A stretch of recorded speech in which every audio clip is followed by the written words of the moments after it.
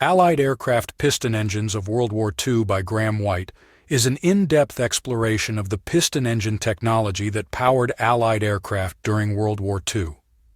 The book provides a detailed account of the history and development of these engines, highlighting the contributions from both the United States and Great Britain. It discusses significant engines such as the Rolls-Royce Merlin and the Pratt and Whitney R2800, which were vital to the performance of iconic aircraft like the Spitfire and the P-51 Mustang. The content delves into the technical advancements and engineering challenges faced during the war, illustrating how these engines were critical to the Allies' air superiority and overall war effort.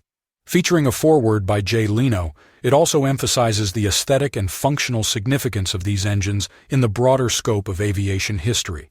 For this and more, please visit militaryantiquestoronto.com.